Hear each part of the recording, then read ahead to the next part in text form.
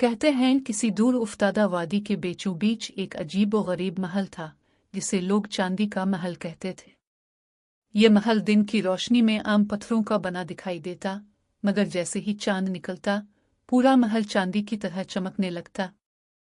इसकी दीवारें, दरवाजे, हत्ता कि सीढ़ियां भी चांदी की रोशनी में नहा जाती। इसी वजह से लोग इस महल से डरते भी थे और मुतजस्सिस भी रहते थे। इस वादी में एक गरीब मगर बहादुर लड़का रहता था जिसका नाम हारिस था। हारिस की माँ अक्सर कहती, बेटा, चांदी के महल के करीब मत जाना, वहां का राज बहुत खतरनाक है। मगर हारिस का दिल हमेशा इस राज को जानने के लिए बेचैन रहता। एक रात जब आसमान पर पूरा चांद चमक रहा था, हारिस ने हिम्मत की और महल की तरफ चल पड़ा। जैसे ही वो करीब पहुंचा, उसने देखा कि महल वाकई चांदी की तरह दमक रहा था। दरवाजा खुद ब खुद चरचराते हुए खुल गया। हारिस का दिल जोर जोर से धड़कने लगा, मगर उसने कदम पीछे ना हटाया। महल के अंदर दाखिल होते ही उसे एक लंबी राहदारी दिखाई दी जिसकी दीवारों पर पुरस्कार नक्शो निगार बने थे। हर नक्श किसी कहानी की तरह लगता था। अचानक एक मध्यम आवाज गूंजी, जो सच्चाई का रास्ता चलेगा वही राज पा सकेगा। हारिस घबरा गया, मगर उसने आगे बढ़ना जारी रखा।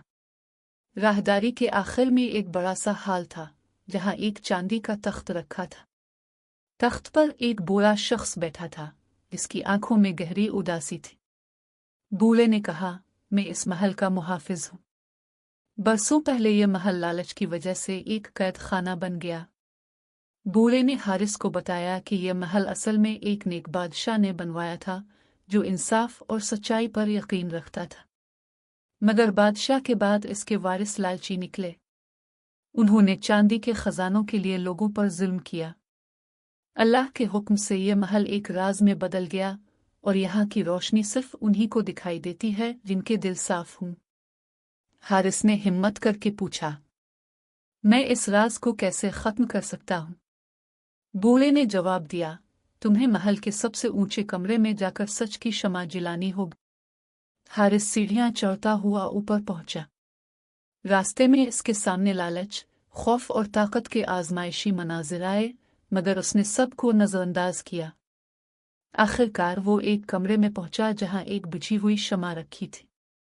इसने दिल से सच्चाई की दुआ मांगी और शमा को जलाया।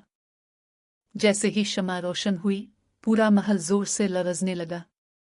चांदी की चमक आहिस्ता आहिस्ता मध्यम होने लगी और महल आम पत्थर का बन गया।